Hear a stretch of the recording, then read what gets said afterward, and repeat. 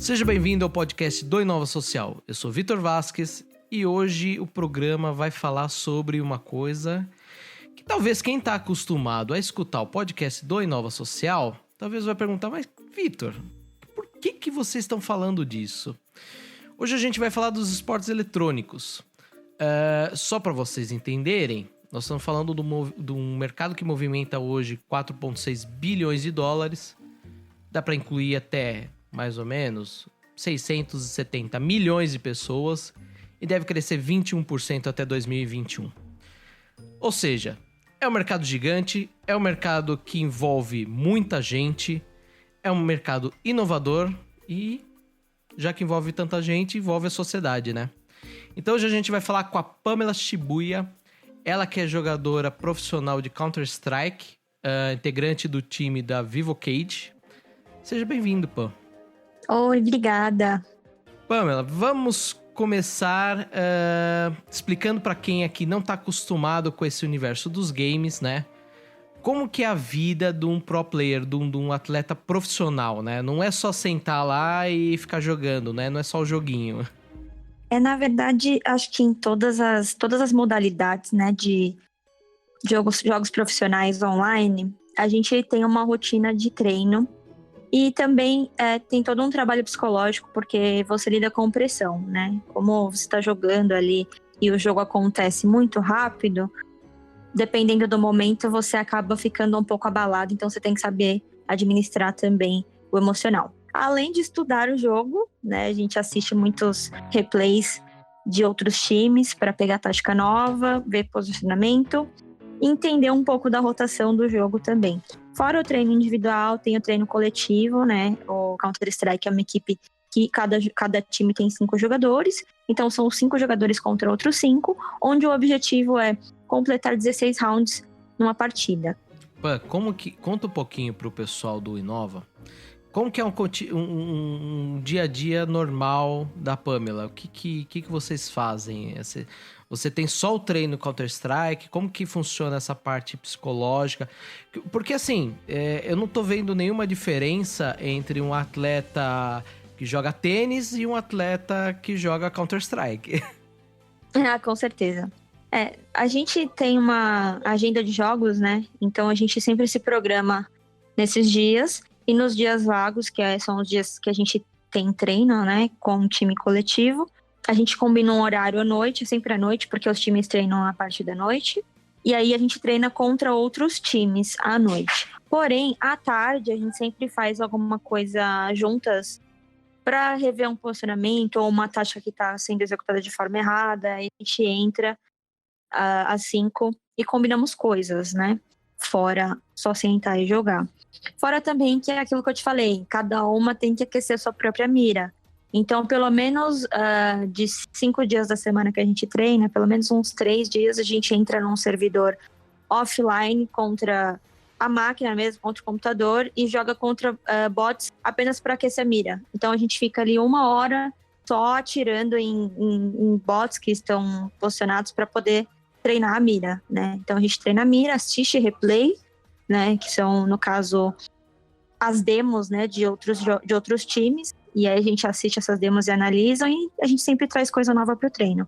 Então tem o treino tático, que é onde a gente revê toda essa parte de mecânica, de posicionamento, de execução de bombas, de execução da tática, né, porque todo mundo tem a sua função dentro do jogo, então a gente tem que executar isso para poder aplicar na prática. E aí, à noite, a gente treina contra times mesmo e aplica tudo isso que a gente está fazendo à tarde. Então, é um treino prático à noite e um treino tático à tarde, fora o individual, né? Que a gente tem que aquecer sempre a mira. Quantas horas, mais ou menos, por dia? O treino prático varia, né? Mas é sempre a partir de 4 horas. E o tático, às vezes vai de 2 a 4 horas, depende muito, porque às vezes a gente vai revisar um mapa inteiro, fazer ele do zero, e aí demora bastante, então ocupa bastante tempo. Só que o individual a gente ainda continua fazendo. Então, por exemplo, quando a gente não tá jogando com time, a gente tá jogando contra outros jogadores. É como se fosse uma partida para você jogar o individual. Então, a gente não joga só ele offline. Então, às vezes, a gente tá com alguns amigos, a gente junta os 2, 3 amigos, 4, 5, e vai jogar para poder estar sempre em dia, né? Porque o Counter-Strike é um jogo que você tem que estar em constante... você tem que estar sempre praticando. Você não pode parar, né? Porque se você para, você acaba perdendo um pouco do timing. Acontece... Várias vezes você acaba esquecendo um pixel de bomba, então você tem que estar ali constante, tá sempre jogando. Mesmo se não sendo com o time, você tem que estar sempre praticando. E vocês foram agora para a Polônia, fizeram história, foram 4º lugar, né? E depois foram para a China. E eu tô vendo assim que você tem uma rotina de trabalho como eu, como quem tá escutando aqui, como todo mundo. Mas eu queria te perguntar, como que foi você virar pra família e falar assim, então, gente, serei jogadora profissional de videogame?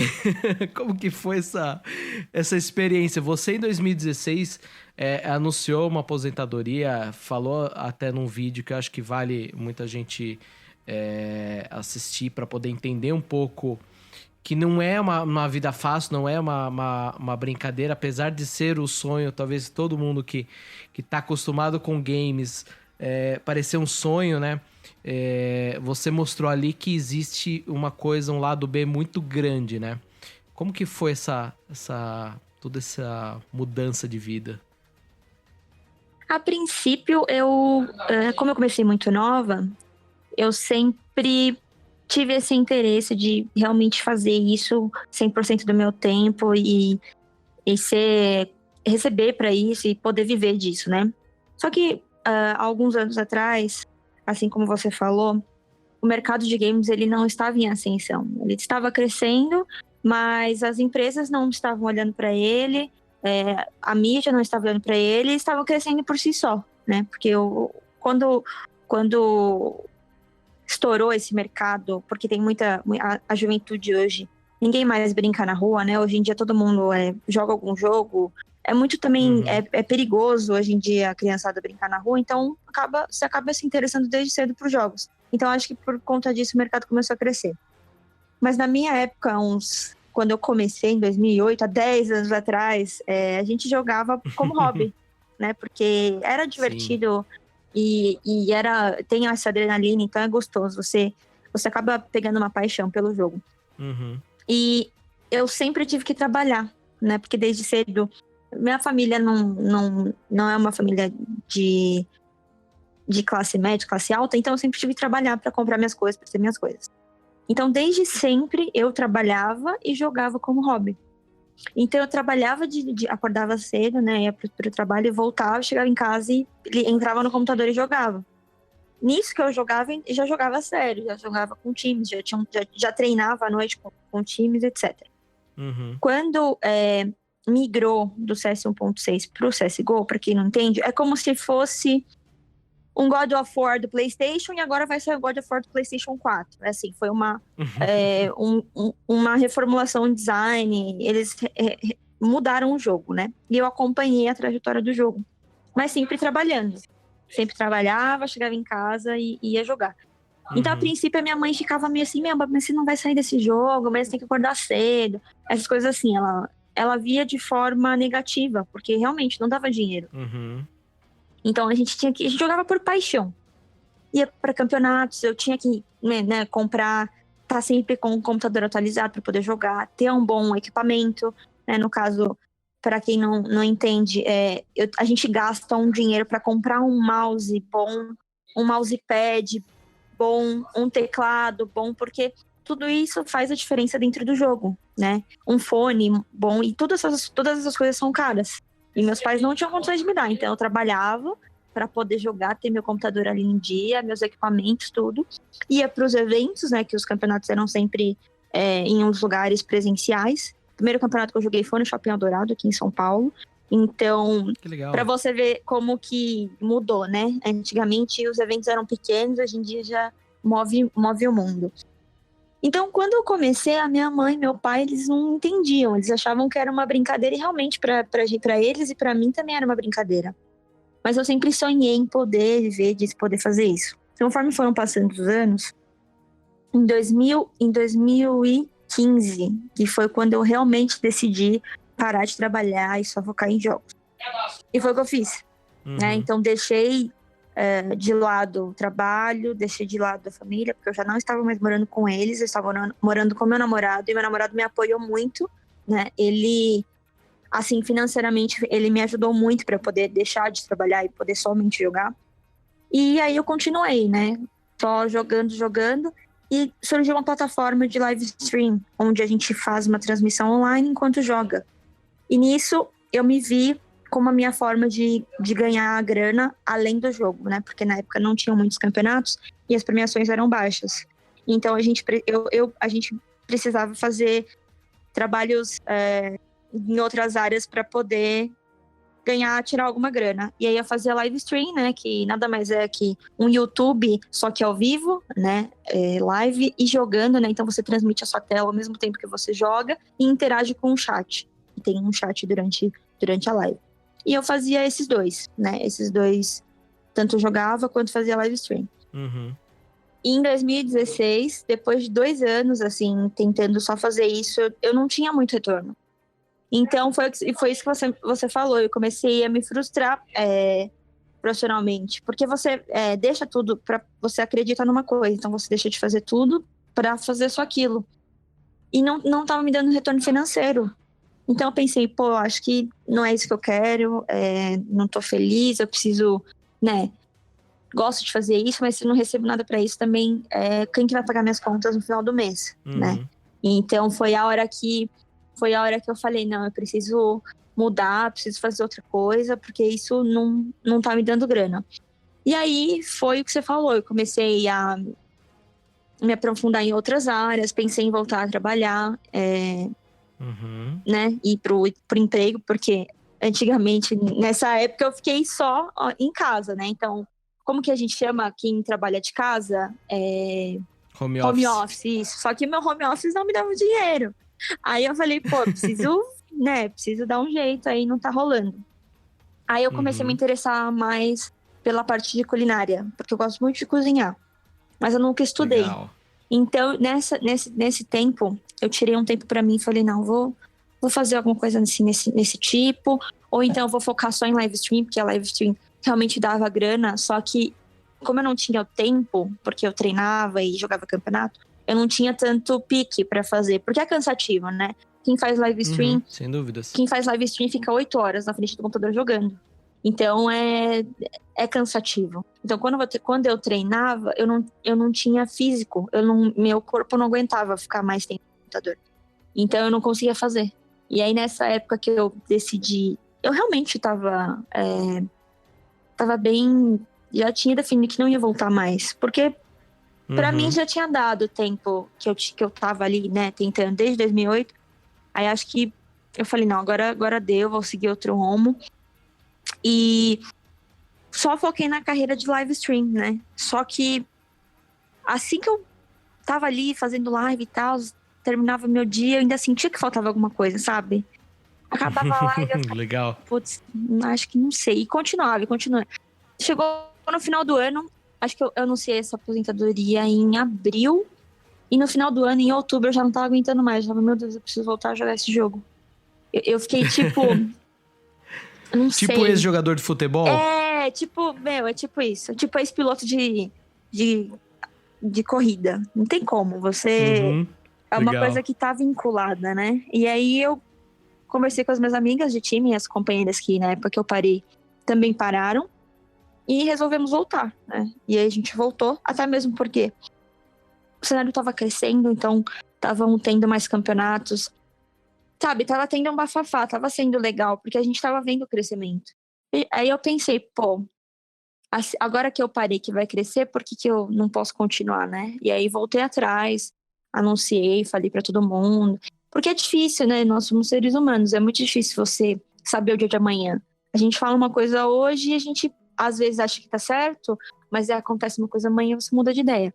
E acho que o ser humano tem que estar em constante mudança, né? É muito ruim você parar e ficar ali na sua zona de conforto. Eu realmente arrisquei, não curti, resolvi voltar atrás, também não tem problema.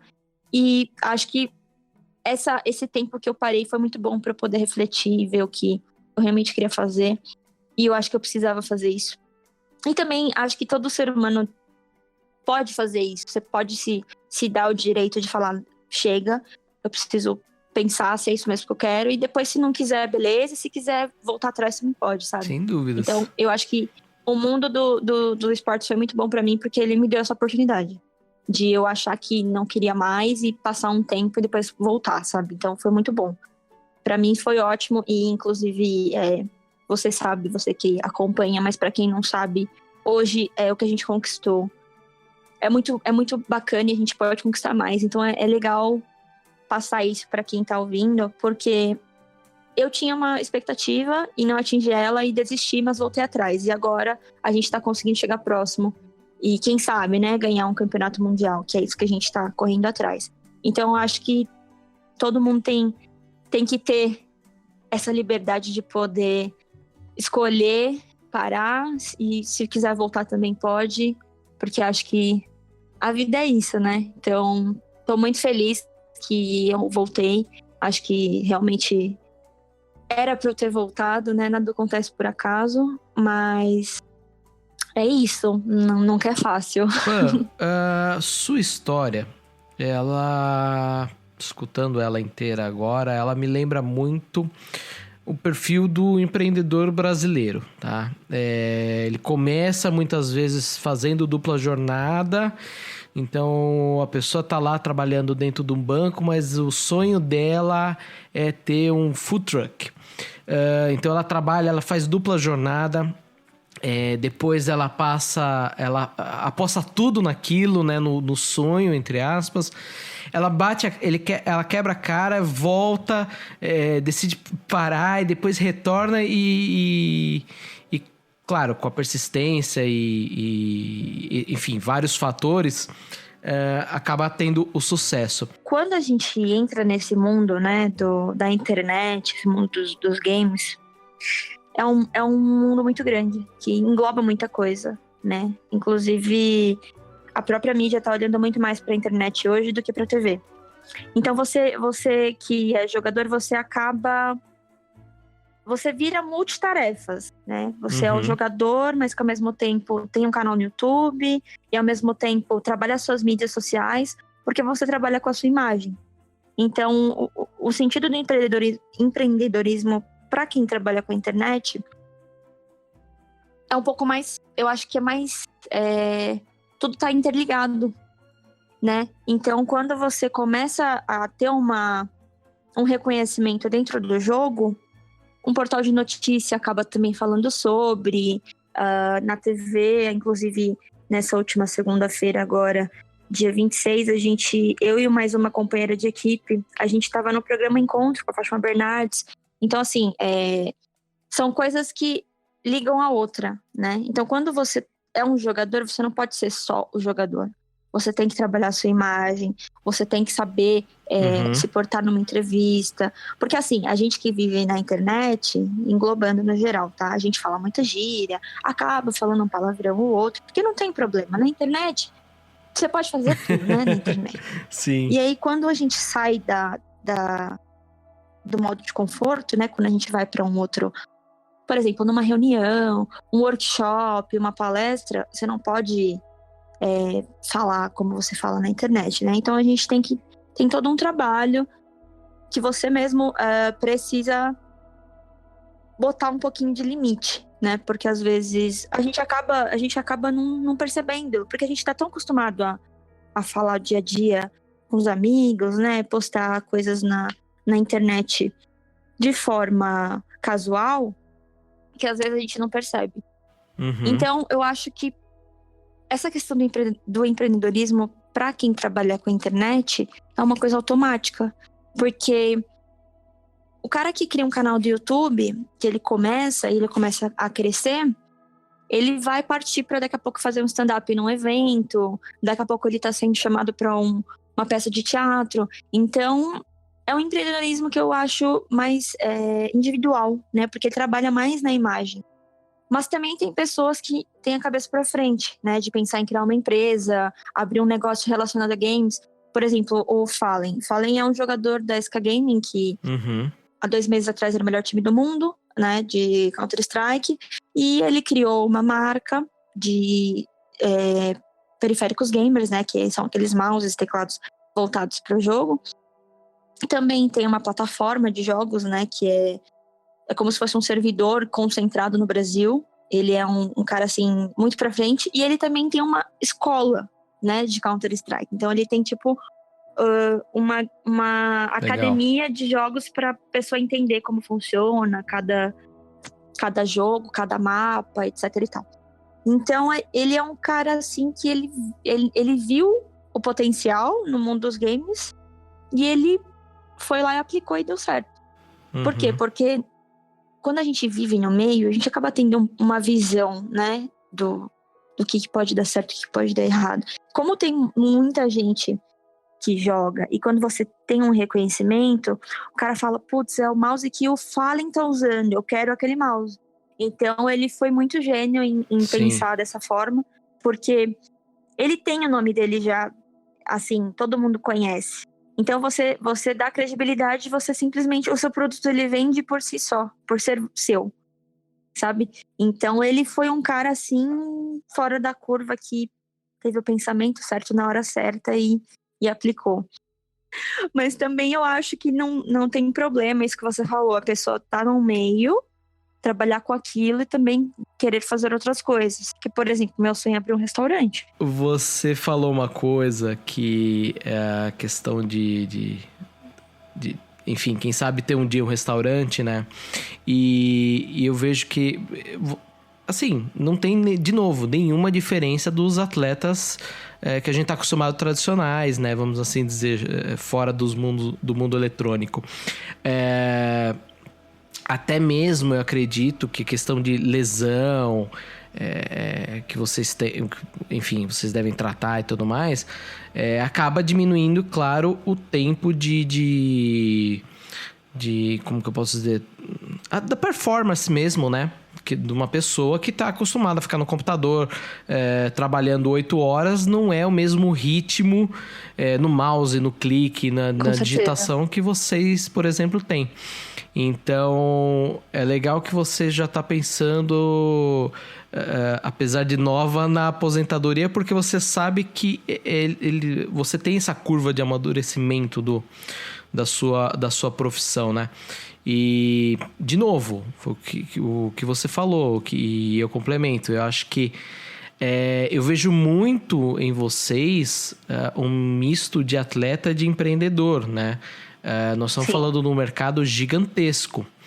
E no seu caso em específico, a gente está falando que saiu uma pesquisa no final de 2017, que é a pesquisa Game Brasil 2017, que fala que hoje o público de games, 53,6% é feminino, né? E aí eu queria puxar um outro gancho que eu acho que, enfim, eu acredito que você esteja até cansada de ouvir essa pergunta, mas não tem como a gente fugir dessa discussão. Eu mesmo, sendo homem, jogando, eu vejo que hoje o preconceito ainda é muito grande contra as jogadoras. Eu queria que você falasse um pouquinho como que você vê isso, se já te atingiu de alguma forma e se vocês têm algum trabalho do psicológico pontuado para isso. Hoje, essa pesquisa, né, ela é baseada em cima de todos os jogadores e jogadoras. Então, no caso, é uma pesquisa genérica. Então, vai desde de jogos de computador até jogos mobile, né, de celular. Então, aquele Candy Crush que a mulher joga, realmente, a mulher adora esses joguinhos de Facebook, etc. Então, eu acho que tá muito englobado. Na questão do profissional, é um pouco diferente a história, porque para cada 100 jogadores homens... Mentira, 100 acho que é pouco. Para cada 1.000 jogadores homens, tem uma mulher que joga profissionalmente. Então, é muito difícil hoje você chegar e falar, pô, vou botar uma mulher no meu time, porque são poucas as mulheres que competem, né? Porque muitas delas desistem por conta de preconceito, né? Inclusive, teve até um caso, uma menina trocou de nickname para poder jogar como um nickname de homem para poder jogar e não rolar nenhum tipo de preconceito, não xingarem ela, etc. E isso realmente acontece, né? É uma coisa comum nos dias de hoje. Infelizmente, acho que até em próprios comentários de Facebook, quando você vê algum post, a pessoa que está atrás do computador, ela acha que ela tem direito de falar qualquer coisa e a qualquer momento de dirigir esse tipo de pensamento a qualquer pessoa. E infelizmente isso acontece também nos jogos, né? E de forma bem pior, porque às vezes, por exemplo, no Counter-Strike, você tem o chat de voz, né? Então você pode simplesmente direcionar qualquer tipo de mensagem por voz para a mulher, né? Então muitas meninas acabam desistindo de seguir o competitivo ou realmente continuar jogando por conta desses comentários, né? Não é toda mulher que aceita, que sabe lidar com isso. A questão psicológica pra gente não é tanto um trabalho de terapia, é um trabalho que a gente já tomou tanto na cara, sabe assim? Que a gente aprende. Então a gente acaba entrando num vídeo e saindo no outro. Então aquilo que você falou, é um amadurecimento, né, pra gente. A gente cria tanta resistência que acho que qualquer coisa que o cara fala a gente já nem leva em consideração. E acho que o segredo é isso, né? Quando você recebe uma crítica, é normal, você lida com ela como crítica. Agora, quando você recebe um xingamento só pelo simples fato de você ser mulher, é diferente, sabe? É um negócio assim que realmente machuca pra gente. Mas, infelizmente, a gente não tem como ter controle dessa situação por parte de outra pessoa, né? A gente só pode pensar no que a gente pode fazer. A gente até tenta mudar o outro e falar não, mas acontece. Então a gente acaba criando uma resistência e simplesmente deixando passar. Porque se a gente for levar em consideração o que cada um fala, vai chegar uma hora que a gente vai ficar doido, né? Então, toda menina que começa, que a gente conhece, conversa, a gente sempre dá essa dica, porque é realmente importante você não dar bola pro cara. Porque o cara quer falar aquilo pra te botar pra baixo, pra realmente te atingir. E se você escuta e finge que não ouviu, pra ele é pior, porque aí ele se frustra. Porque ele não tem mais escrúpulos, ele não sabe mais o que falar. E aí ele acaba, né, se perdendo ali na própria ignorância dele. O que eu costumo falar para as meninas dá a bala na cara do cara que ele vai ficar quietinho e acabou. E no jogo, graças a Deus, agora a gente tem uma opção de bloquear o cara. Então, se o cara fala qualquer coisa, você bloqueia ele e você não vê mais as mensagens. E referente ao cenário feminino, eu acho que hoje a gente precisa de um cenário feminino, porque o mundo precisa ver que a gente tá aqui, sabe? E é legal falar, assim, que jogo não leva parte física, somente a parte de habilidade mesmo e de cabeça psicológico dentro do jogo. Porém, aquilo que eu te falei, a gente precisa criar um espaço pra gente. Porque o cenário masculino hoje, ele não é masculino. Você pode chamar uma mulher pra jogar no teu time, não tem? Se você for jogar qualquer campeonato assim, masculino, não tem regra, olha, mulher não pode jogar exclusivamente para homens. Porém, os times, eles têm a cabeça fechada de que uma mulher não é capaz, né, de jogar assim como um homem. Eles acabam não chamando nenhuma mulher. Então, assim, é difícil, mas acontece de uma mulher se destacar. Porém, nunca é cogitação de um time grande ou de algum time masculino de chamar uma mulher, né? Por que eu vou chamar uma mulher se eu tenho 342 homens aqui que eu posso chegar e chamar? Então, hoje a gente precisa desse cenário. A gente precisa preencher como um todo, né? Que fique de uma forma sucinta, que todas as mulheres tenham a oportunidade de jogar, né? Então, quando você cria um time com, sei lá, as meninas começam com amigas, né? Vamos criar um time com amigas, a gente começa a jogar, tal. Assim foi como eu comecei. Então, isso abre as portas para as mulheres serem inseridas nesse cenário competitivo. Então, eu acho que é importante, sim, ter um campeonato feminino para poder abrir as portas e para o mundo ver que a gente está aqui. Quem sabe daqui 5, 10, 15, 20 anos não tenham times mistos, né? Não se faça uma regra olha, cada time tem que ter pelo menos 2 mulheres, quem sabe, né? Então a gente está conquistando esse espaço, está trabalhando para que o cenário cresça e que fique enorme, e também que expanda para outras categorias, né? Porque hoje só o Counter-Strike tem essa diferenciação. Uhum. O que eu particularmente acho um absurdo. Eu acho assim que, por exemplo, no League of Legends tinha que ter assim, um campeonato feminino, tinha que abrir portas para as mulheres, para todo mundo ver, sabe, que a mulher ela realmente tá ali, ela quer jogar, ela não tá ali para brincar, ou então mesmo que esteja para brincar, que ela tem um respeito. Então, se as publishers dos jogos fizessem um cenário feminino para cada jogo, quem sabe, né, não seria como se fosse uma coisa assim. E eu acho que é bonito até de se ver. Você vê 5 mulheres jogando juntas contra outras 5. É bonito de se ver.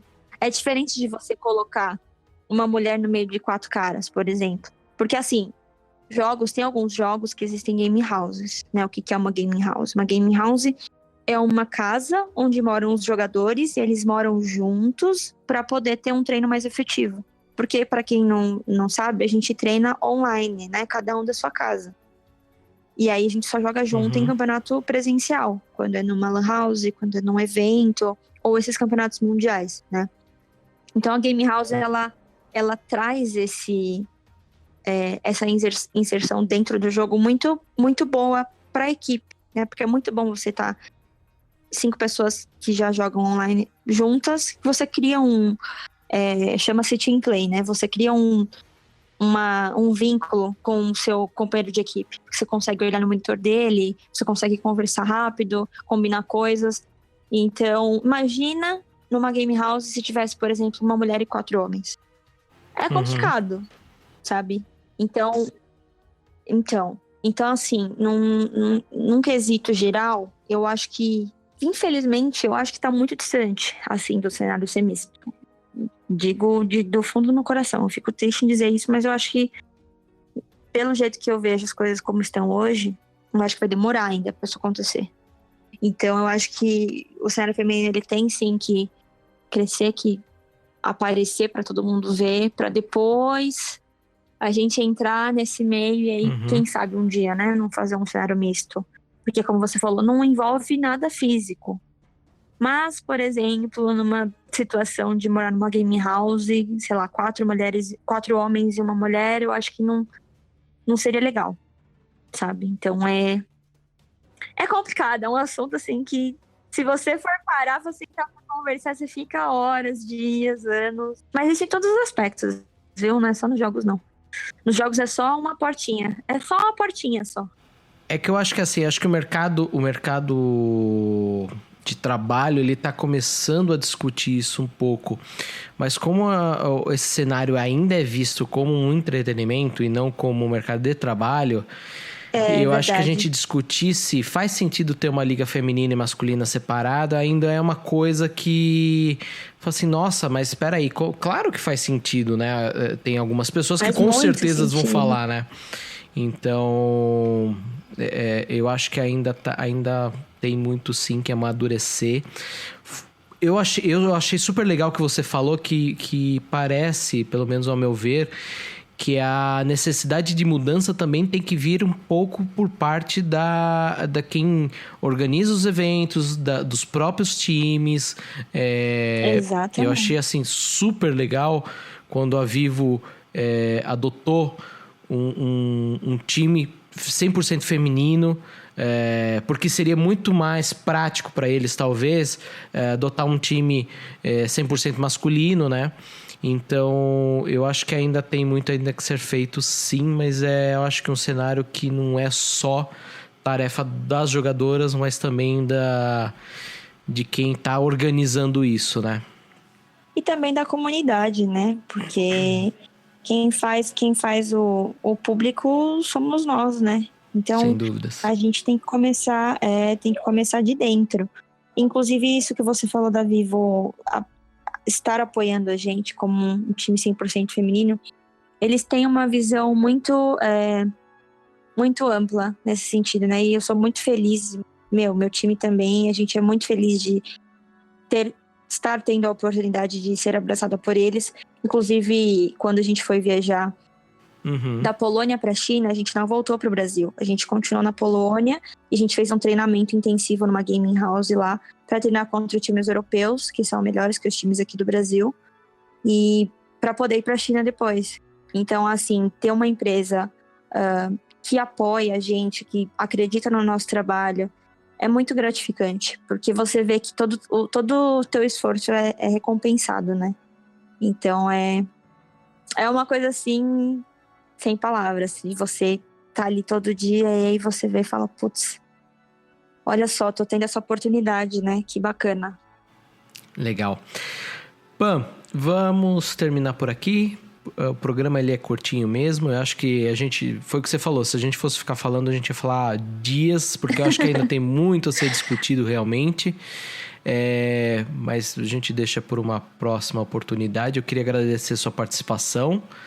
Eu que agradeço. E para quem está nos ouvindo, a gente volta na próxima semana. Até mais. Tchau!